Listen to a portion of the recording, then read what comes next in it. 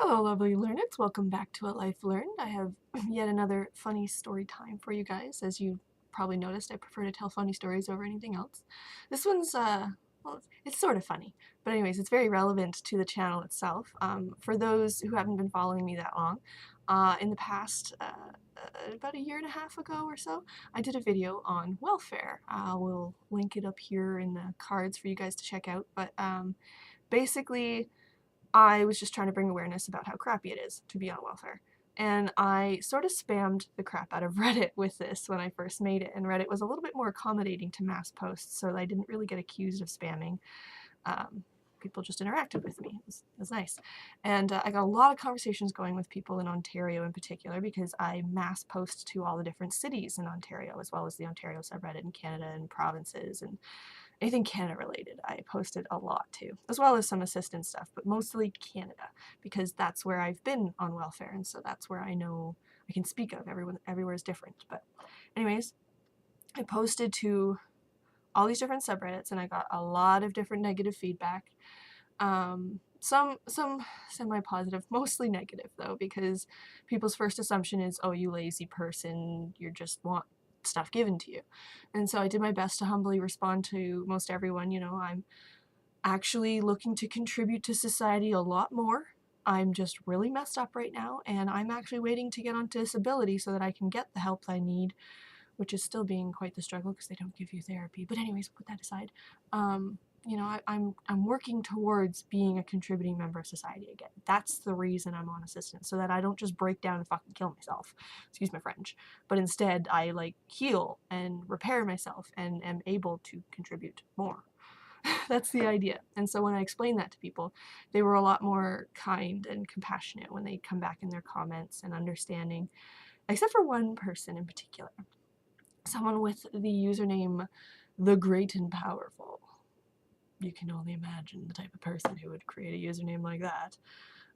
This person was from Guelph, and they felt the need to just continually attack me no matter how many times I tried to explain that I'm not just some user on assistance, I'm really trying to help myself and move forward. They just kept insisting that I should get the hell off assistance and just go get a job and just work harder. like somehow I wasn't trying my hardest. And and that being on assistance was just plain and simply lazy and wrong, and it wasn't going to teach me anything or help me, because they seem to have this philosophy about life that you have to suffer to learn. You have to. I spent a lot of time ruminating on this idea, and it occurred to me that this person must have suffered a lot, and concluded that the reason they suffered so much was because that's the only way they could have learned the things they did. And I'm sorry, but maybe you did learn from suffering. Sure, that happens. But there are safer, healthier, less damaging ways to learn things. That's just plain and simple. It's true. So, don't agree with that philosophy, obviously. And by helping people when they're ill, they can heal faster, generally. They can get ahead more so they can contribute more. That's the idea behind assistance. And he clearly didn't believe in that. And so he just kept attacking me. And he even had other people within the subreddits being like, buddy, what's your problem? Relax. She's explained that she's really working at this. She intends to get back to work. She's being super humble in all of her responses back to you, even though you're being a total douchebag. Why are you being so awful? And he actually went so far as to say, oh, I'm just trying to help her. I'm just trying to help her see her potential and how much she could do if she tried harder. And it got so bad that he actually left the Guelph subreddit and started attacking me and chasing me around other subreddits that I had posted. And it got really, really hard for me, really stressful. I couldn't take it. I straight up was just flipping out, and I ended up personally messaging him and being like, please stop. I understand. You have your opinion. You're entitled to it. That's fine. We disagree. You aren't helping me. You are hurting me. You are straight up hurting me and giving me anxiety attacks and just really messing with my mental health. And he's just like, no, I'm just trying to help you. And he just wouldn't stop. He just wouldn't. So I felt a little bit helpless, other than straight up deleting my account, which I didn't want to do because I had built up a bit with it, with my channel and stuff. So I turned to my programmer spouse and I said, please help. Help me. This person won't stop attacking me on Reddit. And him being the person who introduced me to Reddit, knew a lot more about it. And being a programmer, he's like a professional Googler and stuff. So he proceeded to dox this person. For those who aren't familiar with what that means, he basically just went through the person's history and all the different links they post and narrowed them down to who they were, because you are not that hard to find on the internet, believe it or not. I mean, unless you're deliberately trying to obfuscate and hide yourself, which most people aren't. So trust me, you're easily found by someone who knows what they're doing. And so he went through his history and he narrowed it down to this one page of a Beatles mock band of some kind or whatever that this guy did in Guelph. And there's 4 faces on it, and he just had to sort of pick which one it was because he couldn't narrow it down any further. And he's just staring at them. He's like, you look like the biggest douchebag. At least that's how he explained to me how he picked him.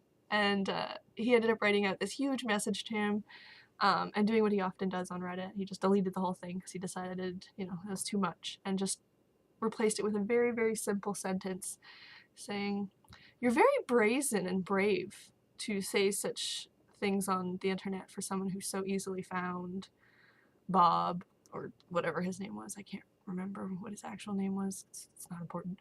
But yeah, it was very simple, very straightforward, but he named him like his personal name, not his username, the Great and Powerful.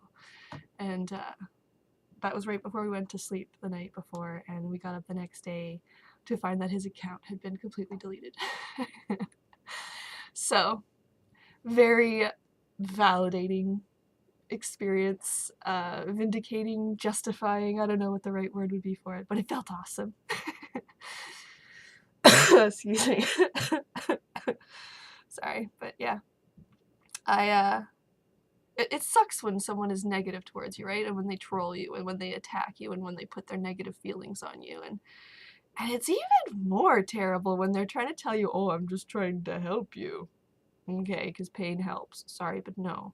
I mean, yes, you do learn from pain. Pain is a part of life. That's why we have response systems and such. But there is definitely a way to learn without suffering. Suffering is long-term pain. It's extended pain and negative experiences. Not necessary to learn. No, I'm sorry, it's not. So it is very validating to be able to shut down someone who is attacking me like that.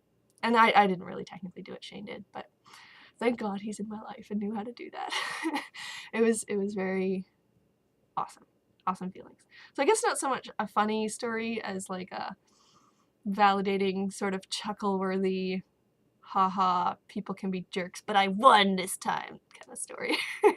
So yeah, I hope you guys enjoyed. If you have any similar stories of maybe trolls going at you and a good time that you managed to get back at them somehow, or shut them down, or whatever, if you have any trolling stories at all that you'd like to share that are relevant, feel free to comment those below. I can definitely empathize that trolling is no fun. It's the least fun part of being on the internet, but the trolls they're just under the bridges, right? We're trying to more focus on people walking over the bridges, the good people of the world, so we'll keep focusing on that. But yeah, please do feel free to share your relevant stories below, and as always, do join me again next week where I try again to share a little experience or lesson that I've learned in life.